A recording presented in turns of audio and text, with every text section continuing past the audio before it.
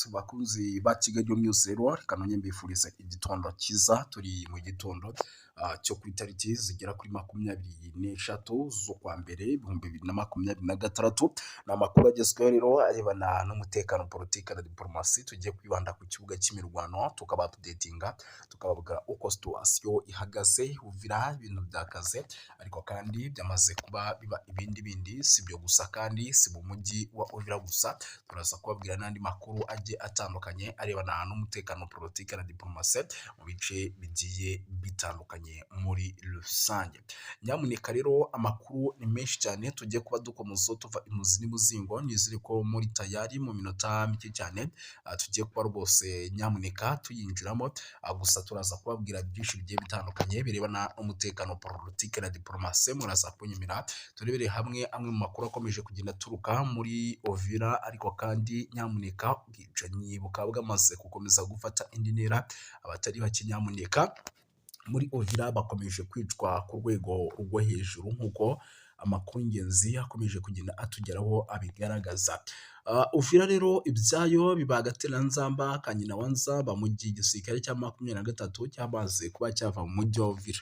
Umujyi wa Uvira rero ukaba ari umujyi by'umwihariko munini kuva ku tariki ya 18 z'ukwa mbere, nyuma y'uko ingabo z'ihuriro rya Alliance Fleuve Congo zivuye mu mujyi wa Uvira.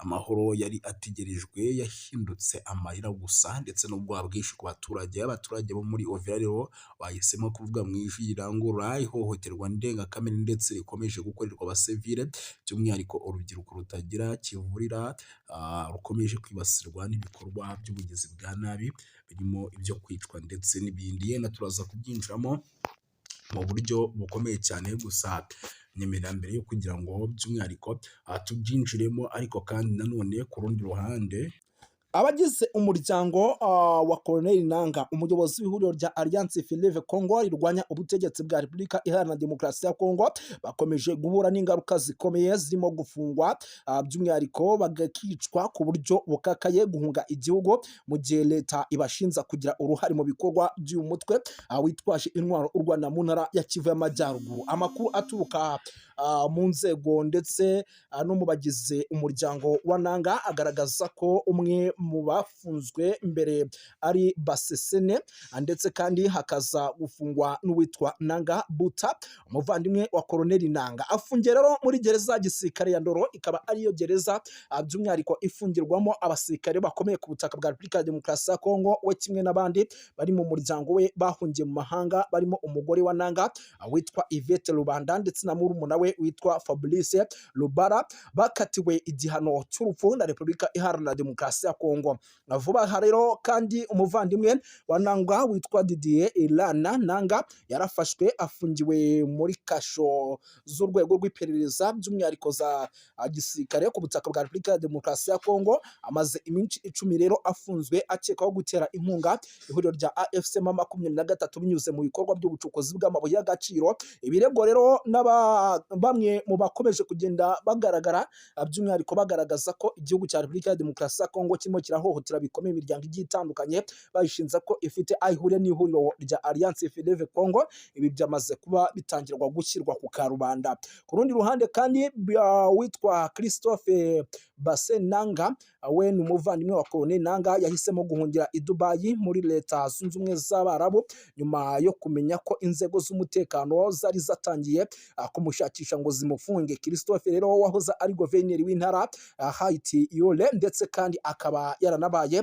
senateri. Imitungo ye yose nyamuneka yamaze gufatirwa na Repubulika ya Demokarasi ya Kongo imushinza gukorana na AFC M23. Icyakora we yanakomeje guhakana ibirego, avuga yuko by'umwihariko ibi byose aregwa n'ubutegetsi bwa Kinshasa atari byo habe namba muri rusange. Abagize umuryango wa Nanga rero batangaje yuko ibi bibazo bitakurikira by'umwihariko bo gusa, kuko n'abandi bavandimwe bwose bari hafi ye mu buryo by'umwihariko bugaragara. Bose barimo barafatwa, abarimo abashyirwa by'umwihariko muri gereza zitandukanye mu turere, mu materitwari agiye atandukanye y'igihugu. Ibi rero bikaba byose ngo ari ingaruka by'umwihariko z'uwitwa Colonel Nanga, uyu uyu umwe mu bayobozi bakomeye cyane ba AFC makumyabiri na gatatu cyangwa se Alliance Fleuve Congo.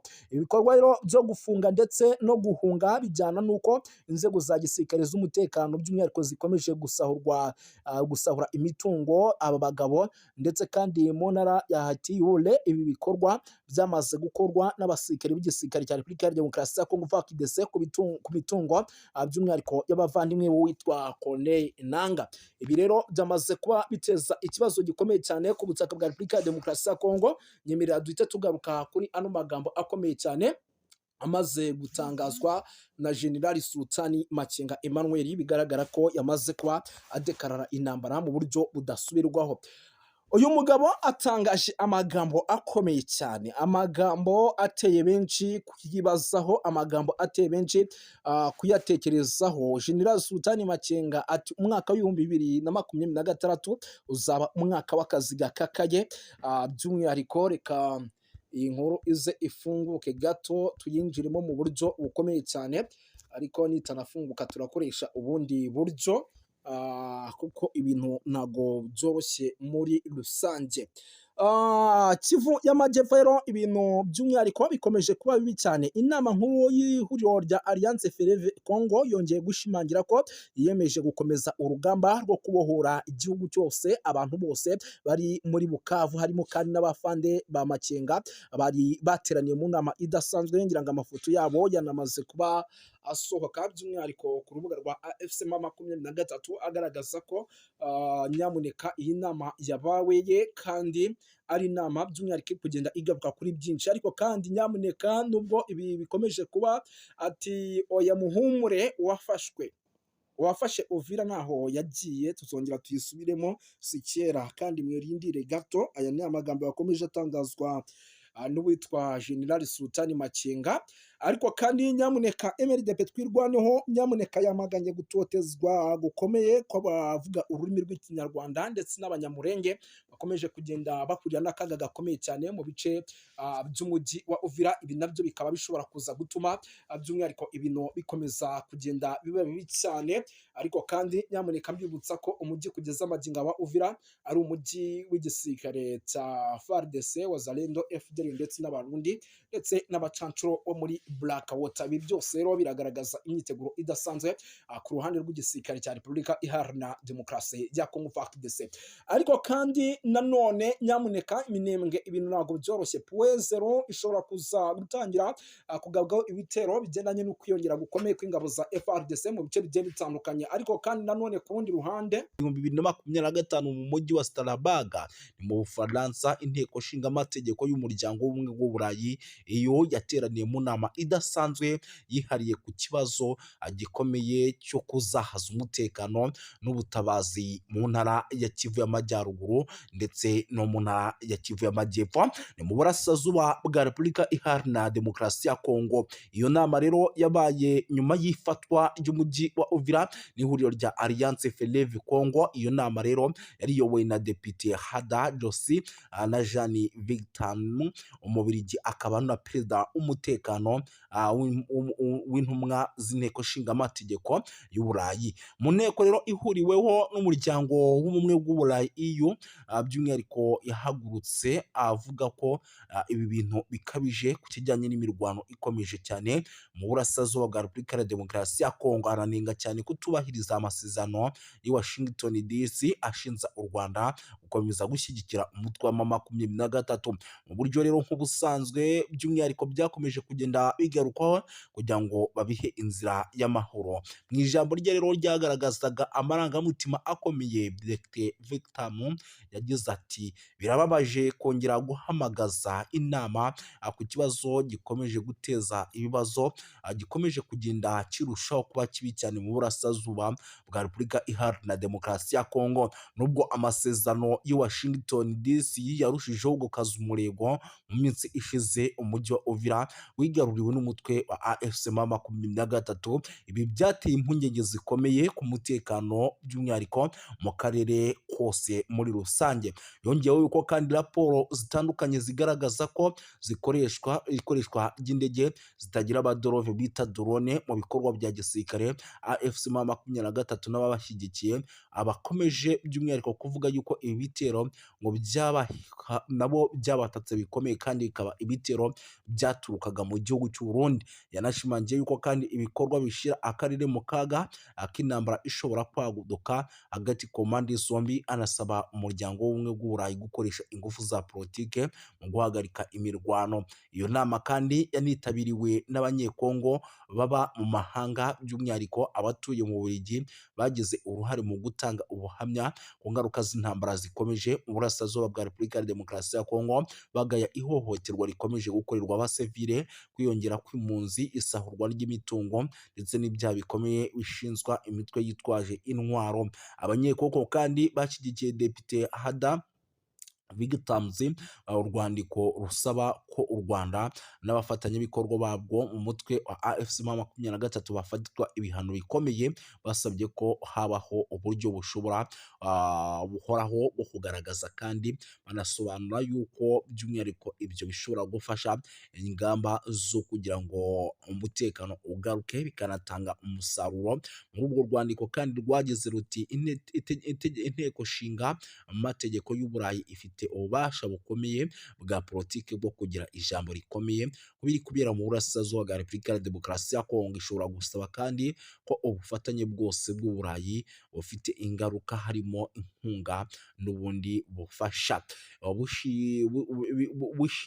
bushingirwa ku ntambwe zifatika kandi zemejwe, guhagarika imirwano no guhagarika inkunga n'imitwe yitwaje intwaro, kohereza ibikorwa by'ubutabazi mu gihe ibyo bitubahirijwe. Icyo kintu gishobora kuba. Banasabye yuko kandi politike z'ubucuruzi n'amasezerano y'ubufatanye bw'ubumwe bw'Uburayi binengwa n'ihame ridakuka rivuga ko politike nimwe ikwiye kugira uruhare mu buryo buziguye cyane n'ubutaziguye mu guteza imbere rero mu gusaba umutungo kamere cyangwa mu gukomeza ihohoterwa bishingiye ku mahoro arambye mu burasirazuba bwa Repubulika ya Demokarasi ya Kongo adashoboka hatabayeho guca mucyo ndetse no kudahana. Kurinda abasivili rero, gukurikirana abagize uruhare mu byaha bikomeye. Iki gikorwa rero cyagaragaje ubushake kwiyemeza kw'abanyekongo mu guhangana ndetse no guharanira amahoro n'umutekano mu gihugu cyabo, banasaba amahanga kurenga ku magambo bashyira mu bikorwa ingamba zihamye no guhagarika amarorerwa n'amahano bikorwa mu kwibasira abaturage mu burasirazuba bwa Repubulika Iharanira Demokarasi ya Kongo. Umujyi wa Uvira rero ifatwa nk'ibi rikomeje kugenda rigaragara nyuma y'ifatwa ry'umujyi wa Uvira. Umutekano wa Repubulika ya Demokarasi ya Kongo mu ntara wa Kivu y'Amajyepfo wakomeje kuzamba, wafashwe kandi na M23 mu gihe gito gishize nk'uko byari byagiye bigaragara kuri rezo sosiyo zigiye zitandukanye ndetse n'amakuru yatugeraga nk'uko yabitangazaga. Mu gitutu gikomeye kandi cy'amahanga by'umwihariko Leta Zunze Ubumwe za Amerika, umutwe wa AFC M23 watangaje ko ukuye ingabo zawo mu mujyi, unavuga ko ugiye gushyiraho amahirwe y'inzira ya politiki ndetse n'amahoro. Itangazo ryashyizweho umukono tariki ya 15 n'uwitwa Colonel Nanga, umuhuzabikorwa w'ihuriro rya Alliance Fleuve Congo. Yanavuze yuko kandi icyo cyemezo kigamije kubahiriza icyifuzo cya Leta Zunze Ubumwe za Amerika nk'umwe mu bahuza ibiganiro hagati ku mpande zombi. Ibi bibaye kandi mu gihe igitutu mpuzamahanga gikomeje kwiyongera ku mutwe wa AFC M23 cyane cyane nyuma yo kwigarurira imijyi nka Goma ndetse na Bukavu ntangiriro z'umwaka. Abadepite rero b'i Burayi basabye ku mugaragaro ko u Rwanda rukura ingabo zarwo ku butaka bwa Repubulika Iharanira Demokarasi ya Kongo. Iyo myanzuro kandi ikaba ikomeze gushyira ikibazo cy'umutekano muke mu burasirazuba bwa Repubulika Iharanira Demokarasi ya Kongo. Bakavuga yuko kandi ibintu bigomba kugenda neza muri rusange.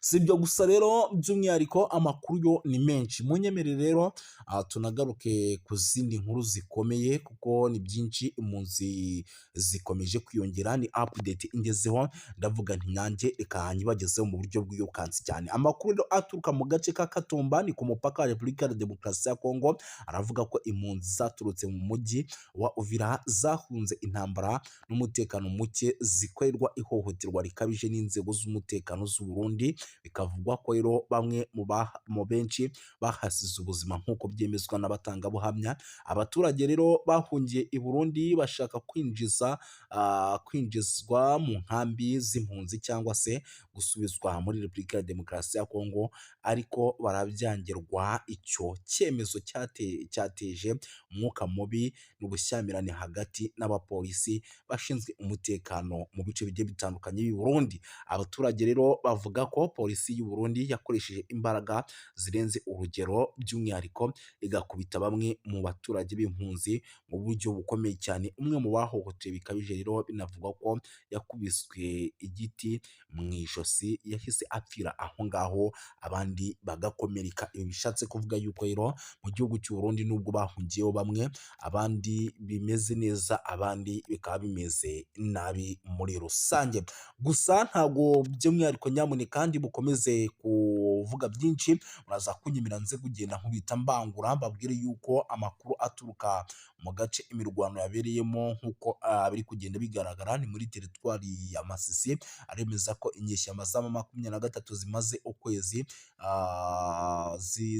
zihangana na FARDC mu birindiro by'ahitwa za Kinyumba, ku birometero 10 gusa uva ahitwa Nyabiyondo, ni ku muhanda wa Pinga. Zagabye igitero rero ku birindiro bya Wazalendo ku isaha y'isa 11 za mu gitondo kugira ngo zisubize uriya mudugudu, ariko biza kugorana. Wazalendo ivuga yuko rero yahagaritse iki gitero cy'inyeshyamba za M23 maze zigasubira ahitwa Nyabiyondo nyuma y'imirwano ikaze cyane. Ibintu rero bikomeje kuzamba kugeza amagingo aya, ntabwo twari twamenya ni bandi baguye ku mirongo y'imbere ku rugamba, ariko ni bimwe mu bintu n'ubundi turi bukomeze kugenda tumenya, tukagenda tuba updatinga. Gusa birumvikana yuko nyamuneka bitoroshye habe namba, icyitwa imirwano ikomeje kugenda ica ibintu muri rusange. Sindi butinde rero, turaza gukomeza dukubite tubangura kuko nicyo kiba cyatuzanye. Nyemera duhite dukomeza n'andi makuru by'umwihariko akomeje kugenda aturuka ku mirongo imbere ku rugamba, tugenda tuba updatinga tubabwira uko situwasiyo ihagaze. Munyemerere mbabwire yuko nyamuneka rero ibintu bikomeje kugenda biba bibi cyane, by'umwihariko muri teritwari ya Rubero, kuko byabaye ngombwa yuko MONUSCO igira gutya nyamuneka ikahohereza ingabo kugira ngo zijye guhangana na ADF. Mu ntara ya Kivu y'Amajyaruguru rero muri teritwari ya Rubero harateganywa kohereza abasirikare b'umuryango w'abibumbye mu gice cy'abapele, hagamijwe gutanga ubufasha ku bwubahirize bw'ibikoresho by'ingabo by'umwihariko za Repubulika ya Demokarasi ya Kongo na Uganda UPDF ziri mu bikorwa bya gisirikare bya Operation Soja bigamije guhashya umutwe w'inyeshyamba wa ADF. Nk'uko byatangajwe rero n'inzego zigiye zitandukanye zibafatiyemo uruhare, ubufasha bwa MONUSCO buzibanda cyane cyane ku bijyanye n'ibikoresho byifashishwa mu bikorwa bya gisirikare. Nyamuneka by'umwihariko babohereze bakore n'ingendo bakora bareba uburyo bihagaze, banakora amasuku bafatanyije by'umwihariko na UPDF ndetse na FARDC. Ni icyemezo rero cyafatiwe mu nama yabereye Beni mu cyumweru gishize, yahuje abayobozi ba gakondo, ahagaragaye sosiyete sivile mu nzego z'abapene n'ahitwa za Buswaga, umuyobozi wa gisirikare rero muri teritwari ya Rubero hamwe n'ahandi. Yavuze yuko ngo kigeze kugira ngo ADF MONUSCO igire icyo ikoraho.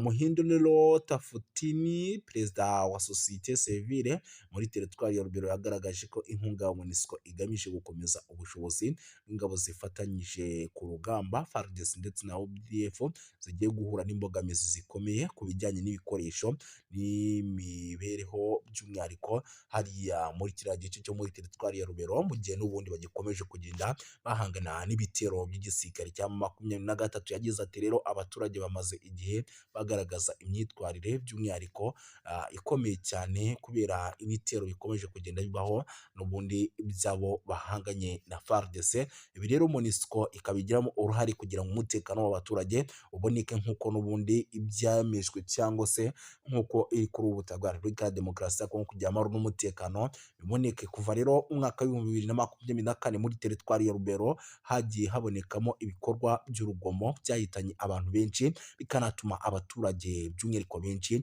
bava mu byabo, imitungo kamere yabo ikanyerezwa ndetse n'ibindi bikorwa by'ubugizi bwa nabi byagiye bigaragara. Mu gihe ibyo byose rero byamaze gushyirwa mu cyo na MONUSCO ivuga ko ijya gukora buri kimwe cyose gishoboka, ahasigaye igashyira ku murongo ibijyananiranye ndetse ibintu by'imbogamizi zibangamira abaturage byose ikabikuraho, umwuka mubi ugahagarara, ADF bakayica intege ku buryo bukomeye cyane. Uyu ukaba ari umutwe rero ufite inkomoko mu gihugu cy'Ubugande, bivugwa ko uteza umutekano muke ku butaka bwa Repubulika Iharanira Demokarasi ya Kongo. Reka